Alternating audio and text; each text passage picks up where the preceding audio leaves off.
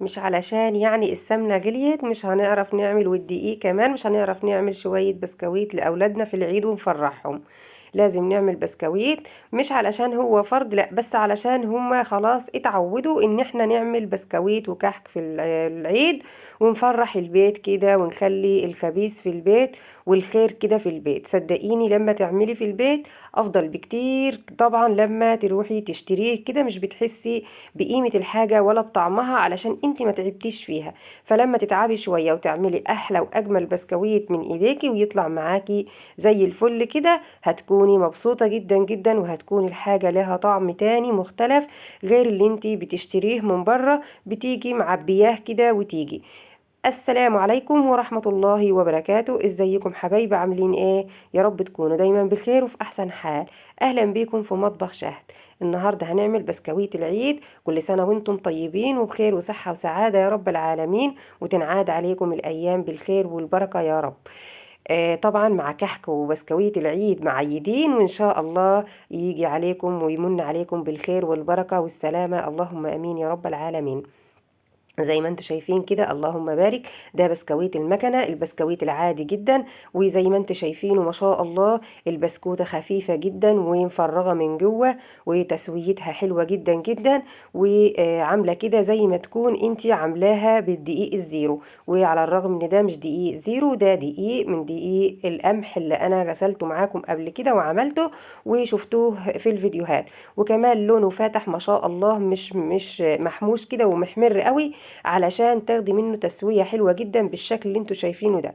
اللهم بارك. وهنقول كل التفاصيل في الفيديو، وهنقول احنا نحتفظ بيه ازاي علشان يفضل معانا لغاية من اول بسكوتة لغاية اخر بسكوتة مقرمشة وزي الفل ومخربشة بالشكل اللي انتوا شايفينه ده. طبعا الصفار اللي في البسكوتة ده من بشر البرتقال، ما هوش حاجة يعني. تعالوا بينا نسمي ونصلي على رسولنا الكريم. اللهم صل وسلم وبارك على سيدنا محمد وعلى آله وصحبه أجمعين، ونشوف احنا هنعمل ايه. طبعا معايا كده السمنه في البوله، ونزلت بيها على المضرب وبخفق فيها بالشكل اللي انتوا شايفينه ده. طبعا السمنه انا كنت عاملاها زي امي، ربنا يحفظها يا رب. طبعا كانت بتسيحها من المغرب وتحطها كده في ايام الشتاء بره على في المطبخ. طبعا ما كانش فيه رخامه ولا كده على ايامه، في المطبخ بره عادي على الترابيزه. ولكن في ايام الصيف كانت بتحطها بتسيحها وتسيبها لما تبرد وتحطها في التلاجة. فاحنا كنا في ايام البرد والشتاء، في ايام البرد والشتاء احنا لسه الجو كويس مش حر قوي، فحطيتها بره في المطبخ كده، وهي رجعت ختمت تاني. يعني ايه ختمت؟ يعني رجعت بيضه تاني. هنا بعد ما حطيت كده السكر مع السمنه، حسيت ان الطبق اللي بعمل فيه ان هو صغير وضيق ومش مساعدني، والمضرب كده تقيل في ايدي. رجعت بقى فضيته في الطبق اللي انا هعجن فيه زي ما انتم شايفين، واعمل فيه بالمره وخلاص. طبعا الطبق ده واسع جدا، فهو مش مبين بقى الخليط او مقدار الخليط اللي انا هعمل بيه البسكويت. اللهم بارك. طبعا انا هنا معايا كيلو وربع من البسكويت، كيلو وربع من السمنه اسفه، و2 كيلو من السكر. انا باخد على كل كيلو بسكويت ربع كيلو من السمنه، وبيكون حلو جدا زي ما انتم شايفينه، ولا ملكوم ولا اي حاجه خالص. طبعا شفتوه في بدايه الفيديو، وان شاء الله هتشوفوه معايا برضو في الفيديو واحنا شغالين تقطيع، ونكمل الفيديو مع بعض. بس لو وصلت معايا لغايه هنا يا ريت ما تنسنيش باللايك فضلا وليس امرا. بحبكم في الله، يا رب ديمكم نعمه في حياتي. ويا ريت تكتبوا لي رقم اللايك، علشان كتير منكم حبايبي بيشاهد الفيديو وبينسى انه يحط لي اللايك. اكتبوا لي انتوا حطيتوا رقم اللايك قد ايه. تمام كده، خلاص كده خفقت السمنة والسكر مع بعض. والسكر هنا انا كنت مستخدمة سكر ابيض سنترافيش، ما استخدمتش سكر بودر ولا حاجة. المتوفر عندك تقدري تستخدميه عادي جدا، مش هيقولك لا. ولا طحنته في المطحنة ولا اي حاجة، انا حطيته كده وما شاء الله قوام الخليط جميل جدا. بس هو طبعا علشان الطبق واسع مش باين فيه. وفي فيديو قديم على القناة كنت عاملاه برضو قبل كده، ولو انت حابة تشوفي الفيديو ده او الفيديو ده اللي يريحك. وطبعا يشرفني الاشتراك في القناة معايا تدوسي على زر على كلمة اشتراك اللي باللون الأحمر اللي أسفل الفيديو. هنا بقى جبت البيض اللي أنا حضرته، وطبعا بأقل الإمكانيات هنعمل البسكويت. يعني انت معاكي بداية من الكيلو الدقيق له 3 بيضات لغاية 5 بيضات، على حسب مقدارتك وعلى حسب المتوفر عندك وعلى حسب إمكانياتك. تقدري تجيبي للكيلو 3 4 5 زي ما تحبي تعملي. أنا هنا عملته بأبسط إمكانيات، وزي ما انتوا شفتوا كده في بداية الفيديو، أنا هنا حطيت لكل كيلو دقيق 3 بيضات. لكل كيلو دقيق حطيت 3 بيضات. وطبعا ما ننساش بشر البرتقال لانه بيدي ريحه نفاذه وريحه حلوه جدا جدا، وكمان بيشيل معانا وبيساعد على ما يكونش فيه زفاره بيض. وطبعا حطيت الفانيليا، والفانيليا طبعا اساسي في الوصفه لان البسكويت ما ينفعش من غير وصفه. هنا بعد ما عملت الخليط بالشكل اللي انتوا شايفينه ده كريمي وما شاء الله، طبعا هو مش باين ان الفوم بتاعه عالي علشان الطبق واسع جدا، وكنت بلم بالسباتولا وارجع اخفق والم وارجع اخفق لانه كان بيتوزع مني في الطبق. هنشوف بقيه مكوناتنا. ومعايا ايه؟ معايا برطمان من الكاستر اللي بنعمل بيه اللي هو المهلبيه يعني، عادي جدا. ومعايا عصير برتقال، كوبايه كده عصير برتقال علشان لو احتجتها في التليين. ومعايا برضو كيس فروتو علشان لو احتاجناه.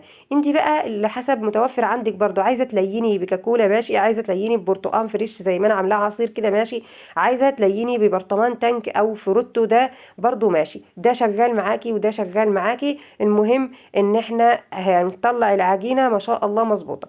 هنا اخدت كده ذره من الملح على كمية الدقيق. طبعا انا نخلت الدقيق بقى، المقدار الدقيق بتاعي نخلته وحطيته كده على الخليط الكريمي اللي كان في البداية اللي هو البيض والسكر والسمنة زي ما انتوا شايفين كده. وحطيت بقى بقية الكاستر. وهنا زي برضو مقدارتك لكل كيلو دقيق عليه معلقة من الكاستر. الكاستر فايدته ايه؟ بيدي هشاشة كده وقرمشة، وبتكون معاكي البسكوتة مفرولة مش مخشبة كده مش جامدة، وكمان بيعطي لون. يعني ليه مميزات كتيرة جدا. طبعا احنا عارفين ان احنا لكل كيلو دقيق باكيت بيكنج باودر. طيب انا هنا حطيت لل5 كيلو دقيق 4 باكيت بيكنج باودر، وبيمشي وبيكون زي الفل. مش شرط ان انا احط لكل كيلو معلقه كامله كبيره.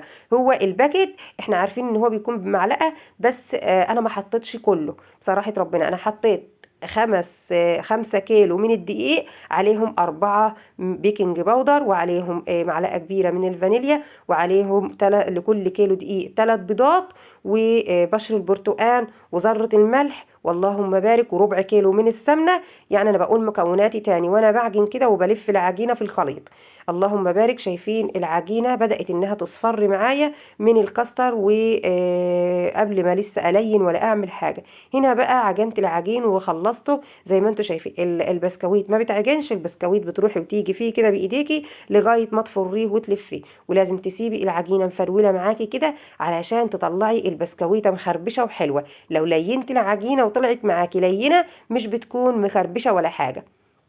وبدأت بعد كده بقى حطيت طبليتي وحطيت الماكينة اللي احنا متجوزين بيها وكانت امهاتنا بتعمل بيها، ودي ماكينتي اللي انا متجوزة بيها، وجبتها كده وحطيت الصواني. وطبعا دهنت الصواني دهنة خفيفة من الزيت على ما تبدأ انها تسخن كده وتشتغل. يعني مش شرط ان انت تسخني الصينية الاول قبل ما ترصي فيها البسكويت، لا احنا هنا دهنا الصينية بدهنة خفيفة كده من الزيت. وهبدأ بقى على ما العيلة تتلم والحبايب يتلموا. طبعا كانت اختي وحماتي وجوزي كانوا جايين يساعدوني. طبعا انا يوم البسكويت ده بقعد جوزي كده على المفرمه لانها بتكون عايزه حد يعني، واحنا طبعا بنكون شغالين تقطيع ورص وايه وعلى الفرن. هنا خلصت ال3 صواني دول رصتهم على ما هم بدأوا ان هم يبدأوا كده ان هم يجوا. اللهم بارك. شايفين ما شاء الله البسكويته مخربشه ومتماسكه وما هيش ملكومه، ما شاء الله جميله جدا جدا، وهي لسه في الصاج وهي لسه مش مستويه. وزي ما قلت لكم الصفار اللي في البسكوت ده من بشر البرتقال، ومش حاجه وحشه خالص، بيعطي ريحه ولون وكل حاجه حلوه ونكهه جميله جدا. هبدأ بقى اني طبعا انا وانا بفر كده بالمكنه كنت مسخنه الفرن بتاعي على ما يبدأ ان هو يسخن ويشتغل. بقى قعدت بقى على المكنه وفريت ومليت الصواني اللي انتوا شفتوها دي. ده طبعا اول صينيه حطيتها في الفرن، وبدات بقى بعد كده ان احنا نشتغل ونخلص البسكويت بتاعنا. ما شاء الله، ربنا يحفظكم جميعا يا رب.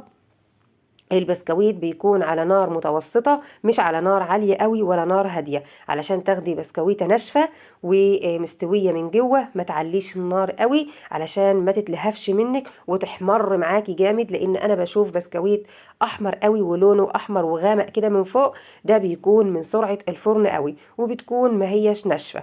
ما شاء الله، شايفين البسكويتة يعني لونها فاتح، لونها ابيض، على الرغم ان هو دقيق قمح، دقيق قمح من اول عين، العين الاولى. ما هي لازم تعملي البسكويت والكحك من اول عين، ما ينفعش خليط. تمام كده، وشايفين لون البسكوت. تعالوا بقى نقول احنا هنحتفظ بيه ازاي. اي حاجه متوفره عندك، العلب بتاعه الخزين اللي هي الصنبه، تقدري تجيبيها وتشتريها وتحطي فيها. طب انا ما عنديش علب، ما ينفعش احط. لا، هينفع تحطي في جرادل عادي من بتاعتنا اللي في البيت، او بستلات من بتاعتنا اللي في البيت. بس لازم تحطي كيس، علشان الكيس هو اللي هيخلي معاكي البسكوته ناشفه من اول بسكوته لغايه اخر بسكوته. هتحتفظي بيه، هترصيه كده زي ما انا رصاه، مش تحطيه اي حاجه وخلاص، علشان لما تيجي تاخدي بعد كده او اولادك ياخدوا، يبقى بالراحه كده وما يكسروش البسكوت، ويكون البسكوت متماسك معاكي وحلو وجميل. طبعا هتحتفظي بيه، هتحطي البسكويت. وطبعا البسكويت اول ما بيطلع من الفرن بتسلكي الصينيه، وبعد كده تحطيه، تشيليه تحطيه في قلب الكيس عشان يفضل معاكي ناشف وحلو، وتربطي الكيس عليه وتحتفظي بيه. ويا رب يكون البسكويت عجبكم. او علب من بتاعه حافظات الطعام اللي في المطبخ برضو تقدري تحطي فيها، يعني المتاح عندك والمتوفر عندك. ويا رب يكون طريقتي في البسكويت عجبتكم، ويكون البسكويت عجبكم. وان شاء الله اشوفكم في فيديوهات جايه كتير. اسيبكم في حفظ الرحمن، والسلام عليكم ورحمه الله وبركاته.